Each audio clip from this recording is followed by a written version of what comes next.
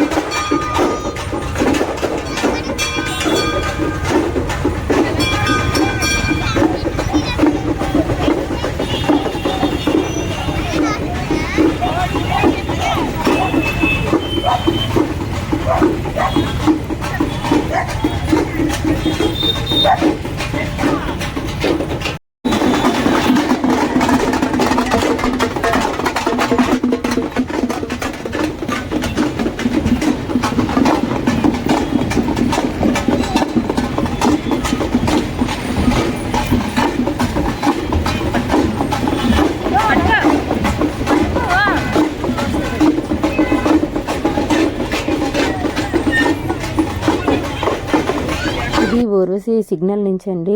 ఆలయం అన్నీ మాకు యాత్రలు స్టార్ట్ అయ్యాయి కదా, పైడితల్లమ్మ, ముత్యాలమ్మ, అలాగే ఆ నూకాలమ్మ తల్లి పండుగలన్నీ స్టార్ట్ అయ్యాయి కనుక వీధులన్నీ లైట్ సెట్టింగ్స్తో అలంకరణ అయితే మొదలైపోయింది. మేము వెళ్తుంటే మాకు ఎదురుగా అలాగా బ్యాచ్లు వస్తున్నారు చూసారా. అంటే ఏ వీధిలో ఉన్న ఆలయం ఆ వీధిలోనే పండగ చేసుకుంటారు. వాళ్ళు ఇలానే ఘట్టాలు సారి ఈ విధంగా ఊరేగింపుగా అయితే జరుగుతుంటాయి అన్నమాట. ఒకవైపు రోడ్ చూసారా, అసలు ఖాళీ లేదు, ఫుల్ ట్రాఫిక్ జాము. ఇందులోనే ఇంకా బ్యాచ్లు ఇలా దేవుణ్ణి తిప్పుకుంటూ తిరుగుతూనే ఉంటారనమాట. మా ఏరియాలో అయితే నూకాలమ్మ పండుగ మాత్రం చాలా బాగా జరుపుకుంటారండి. ప్రతి ఒక్కరు మాల వేసుకుంటారు. ఇప్పుడు అలా నడుచుకుంటూ ఐటీ జంక్షన్లో ఉన్న పైడితల్లమ్మ గుడి దగ్గరకు వచ్చాము. ఇక్కడ కూడా అమ్మవార్లకి అయితే దిష్టి తీసి దిష్టి కొబ్బరికి అయితే హారతి ఇచ్చి మళ్ళీ ఇక్కడ నుంచి రిటర్న్ బ్యాక్ అవుతాం. మళ్ళీ మేము మా దగ్గర కంచరపాలెంలో మేముండే వాడపేట ఆలయం దగ్గరికి అయితే మళ్ళీ మేము రిటర్న్ అయిపోతున్నాము. చూసారా, అటువైపు ఇంకొక బ్యాచ్ అనమాట. వాళ్ళు ప్రతి ఒక్కరు కూడా ఇలా ఘటాలు ఇలాగే సారీ పట్టుకొని గుడికి వెళ్ళి అమ్మవార్లకు చూపించుకుంటూ హారతి ఇచ్చుకుంటూ వస్తుంటారు అనమాట వాళ్ళ ఏరియాకి.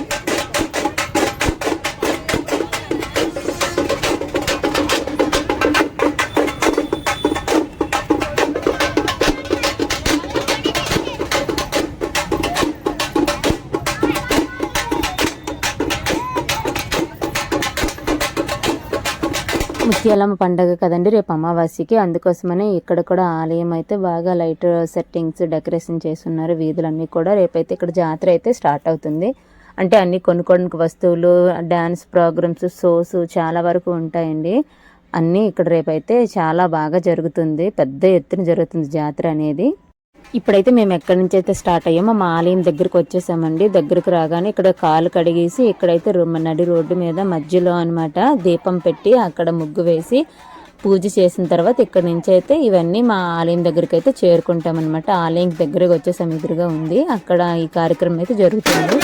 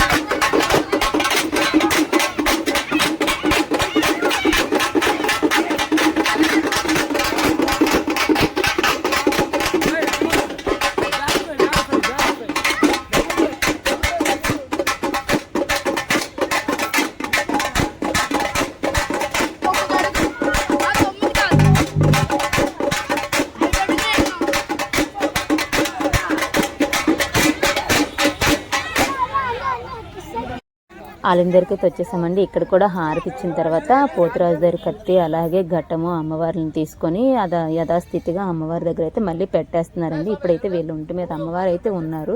ఎందుకంటే వీళ్ళు ఒంటి మీద అమ్మవారు ఉన్నారు కనుక 3 కిలోమీటర్లు కూడా ఇంత బరువు పట్టుకొని కూడా పరుగున వీళ్ళు ఎంత స్పీడ్గా నడుస్తున్నారో తెలియదు. వీళ్ళు వెనకనే మేము నడవలేక పరిగెడుతున్నాం అన్నమాట. వీళ్ళ ఒంటి మీద ఇప్పుడు అమ్మవారు ఉన్నారు కనుక పోతురాజు స్వామి అమ్మవారి విభూతి పెట్టి వీళ్ళ ఒంటి మీద నుంచి అమ్మవారిని అయితే మళ్ళిస్తున్నారనమాట. ఇప్పుడు చాలా వీక్ అయిపోతారు. వీళ్ళు నడవడం కూడా చాలా కష్టం. ఇంతవరకు వీళ్ళ ఒంటి మీద అమ్మవారు పూనున్నారు కనుక ఒక విధంగా ఉంటుంది. వాళ్ళకి దాహం కోసం అయితే వేపాకు పసుపు నీళ్ళు మాత్రమే ఇస్తున్నారు. అవి తాగితే వాళ్ళకి అమ్మవారు అయితే దిగుతారనమాట. నెక్స్ట్ రేపు వీడియో ఏమొచ్చి అగ్నిగుండం తొక్కడం అలాగే మాల తీయడం ఇవన్నీ అండి. ఇప్పుడైతే ఆలయం దగ్గరికి వచ్చాం కదా, దీపాలు అయితే చూసారా కొండెక్కయి అవి పొగ వస్తూ పైకి వెళ్తున్నాయి. చూసారా పొగలు అనేవి. దీపం అనేది 3 గంటల దగ్గర కాలింది. ఇక్కడికి వచ్చేసరికి కరెక్ట్గా దీపం అనేది కొండెక్కింది. ఇంతవరకు కాలింది. ఈ 3 అవర్స్ బాగా కాలింది. నెక్స్ట్ వీడియో కోసం వాచ్ చేయండి. రేపు అగ్నిగుండం వీడియో పెడతాను.